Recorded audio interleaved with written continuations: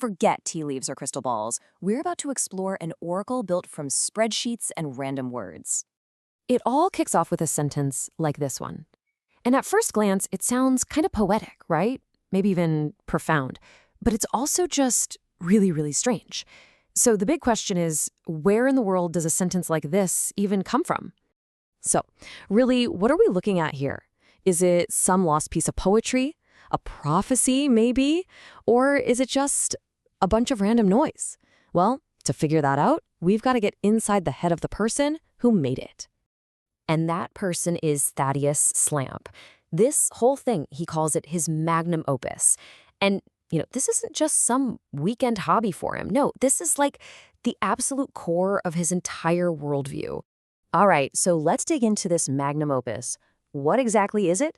Well, it's this whole system that Slamp genuinely believes holds the very essence of his mind, of his way of thinking. And listen, he is not exaggerating. I mean, on his blog, he actually writes, possibly my magnum opus. This constitutes most of my magical mind. So yeah, this isn't some casual little experiment. For him, this is everything. And get this, the origin story is just as wild. Slamp says the whole system was born from what he calls the greatest epiphany of his life, and it happened while he was in jail. Just think about that for a second. A system designed to generate infinite possibilities, born in a place of total restriction. So what is this thing? How does it even work? Okay, imagine trying to map out the entire universe, but on a spreadsheet. Yeah, that's basically what we're talking about. So at the very core of this whole project is this massive, incredibly dense system. And its whole purpose is to connect, well, pretty much everything. We're talking from the ancient I Ching to the planets all the way down to the English alphabet. The big goal here was to build this giant web where every single idea is somehow linked to every other idea. And this right here, this is where it all started. This is what Slamp calls his seed table. You can think of it like the Rosetta Stone for his entire universe. It's the master key that connects planets, elements, and all these abstract concepts together. Okay, let's just break this down for a second. Take a look at Venus. In Slamp's system, Venus is linked to the element Earth. Okay, simple enough. But then that corresponds to a concept from the I Ching, which gets its own binary code, and it ultimately connects to the idea of food. See what he's doing? He's building these incredibly intricate layers, connecting the huge cosmic stuff to something totally mundane. So that's the grand design, right? The blueprint for his universe. But how do you make it talk? How do you get from a spreadsheet, a static table, to that weird poetic sentence we started with?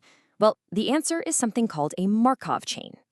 So what the heck is a Markov chain? It's actually pretty simple. It's just a process where each new word is chosen based only on the word that came right before it. That's it. It's kind of like a game of word association, but one where you can only remember the very last word someone said. Okay, so Slamp's process has 4 main steps. First, he picks his source material. Then he pulls out one single random sentence. Step 3, he breaks that sentence down into a chain of word pairs. And finally, he uses that chain to build a totally new sentence, one word at a time. Let's walk through how that works. All right, first, the source material. And this is super important. He's not just scraping the entire internet here. No, Slamp uses a really specific personal library, just 5 of his favorite books. And the list is wild. We're talking everything from the ancient I Ching to a sci-fi classic by Robert Heinlein. So it's a very, very curated collection. And even from just those 5 books, you're looking at almost 1,600 pages of raw material. That's the entire vocabulary, the entire personality, if you will, of his oracle. Okay, so now he needs to pick just one single sentence from all those pages. And he doesn't just, close his eyes and point. He uses his own super complex divination method that involves a tarot deck and those custom tables we saw. For him, this isn't just random chance. He sees it as meaningful, guided randomness. And this is where the real magic happens. He takes that one sentence he's chosen and he breaks it down into a chain of word pairs. So if the sentence is, the quick brown fox jumps, then the leads to quick. Quick leads to brown. Brown leads to fox, and so on. He's literally mapping every single connection from one word to the very next. All right, and now for the final step, building something totally new. He'll start a sentence, look at the very last word he wrote, and then check his chain of pairs to see what words could possibly come next. He randomly picks one of those options, tacks it onto the end, and then just does it again and again and again.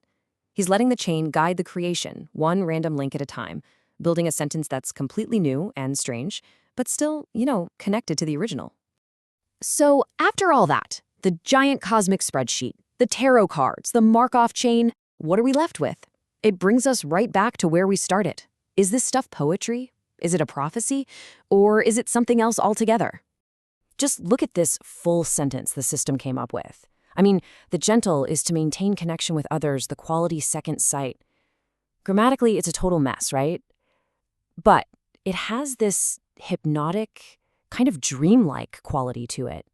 It walks this really strange line right between making sense and making no sense at all. And your brain just can't help itself. It has to try and find meaning in there somewhere. So, what does Slamp himself think about all this? Honestly, he's pretty blunt about it. He actually writes that using these Markov chains is, and I quote, basically like talking to a schizophrenic most of the time. So he's totally self-aware of the chaos he's making here. He's not trying to sell this as some perfect, all-knowing oracle. So if it's not a prophecy, then what's it even for?